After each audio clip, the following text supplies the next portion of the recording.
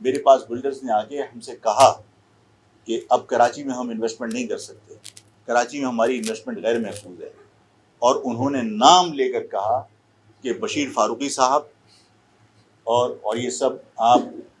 تصدیق کر لیجئے گا، اور جو بات میں کہہ رہا ہوں میں ٹھوک بجا کے کہہ رہا ہوں، عقیل کریم ڈیڈی صاحب اور بشیر فاروقی صاحب، یہ دو افراد اس کراچی کے اندر تعمیراتی صنعت سے وابستہ لوگوں کو باقاعدہ ترغیب دے رہے ہیں کہ کراچی میں سرمایہ تمہارا غیر محفوظ ہے، اور وہ یہاں سے بہت سارے بلڈرز کو اسلام آباد اور لاہور لے جانے میں، پنجاب لے جانے میں کامیاب ہو چکے ہیں۔ آپ سوچئے کہ یہ لوگ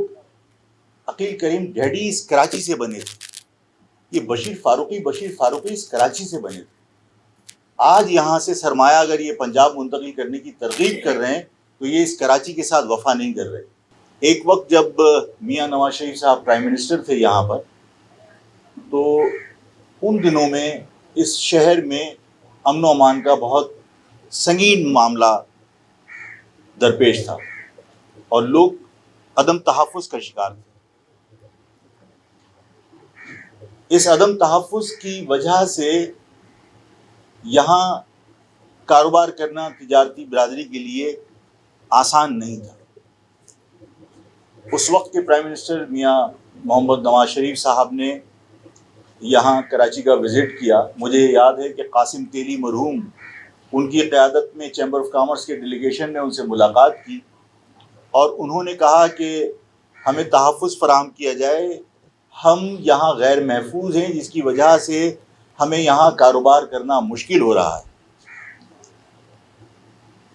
وزیر اعظم کو زیب نہیں دیتا تھا،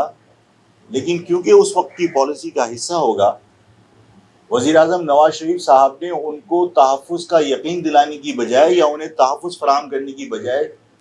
ان کو یہ فرمایا کہ اگر آپ یہاں غیر محفوظ ہیں تو آپ اپنا سرمایہ پنجاب میں آ کے لگائیے اور پنجاب میں کاروبار کیجیے۔ اور یہ گفتگو اور یہ اسٹیٹمنٹ اخبارات میں پبلش ہوا ہے، اور اس کے ریکارڈز میرے پاس آج بھی موجود ہیں۔ آج بھی صورتحال اس سے مختلف نہیں ہے۔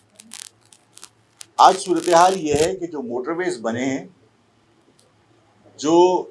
جی ایچ کیو شفٹ ہونے کے بعد پنڈی کی زمینیں خالی ہوئی ہیں، وہ زمینیں بہت بڑے بڑے افسران کے حصے میں آئی ہیں۔ جو موٹر ویز بنے ہیں، جو ایگریکلچر لینڈ تھی جس کی قیمت بہت معمولی سی تھی، آج ان کی قیمتیں آسمان کو چھو رہی ہیں۔ دیکھیے، سندھ گورنمنٹ میں اگر ادارے سندھ گورنمنٹ کے اندر ان کی سروسز کو ایبزارب کیا جا رہا ہے، ہمیں اس پر کوئی اعتراض نہیں ہے، اس لیے کہ لوکل گورنمنٹ کے ادارے اگر سندھ گورنمنٹ کے ماتحت چلتے ہیں اور ان کی ملازمتیں سیمی گورنمنٹ ملازمت کی بجائے سندھ گورنمنٹ کی ملازمت میں تبدیل ہو جاتی ہے، تو کوئی ہمیں اعتراض نہیں ہے۔ لیکن ماضی میں کیونکہ یہ ہوتا رہا ہے کہ لوکل گورنمنٹ کے بہت سارے ادارے، مثال کے طور پر کراچی ڈیولپمنٹ اتھارٹی، یہ کیا ہے آپ کا، Karachi building control authority, KBCA، اس KBCA کو SBCA میں کنورٹ کیا۔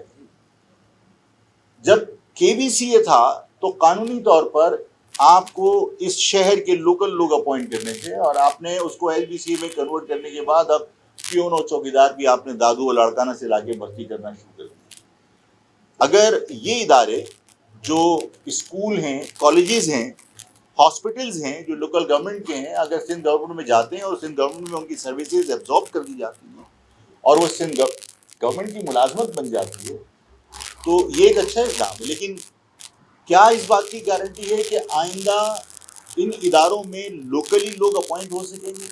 اور اگر ایسا نہیں ہے تو ظاہر ہے کہ یہ اقدام بھی ہمارے لیے کوئی فائدہ نہیں ہے۔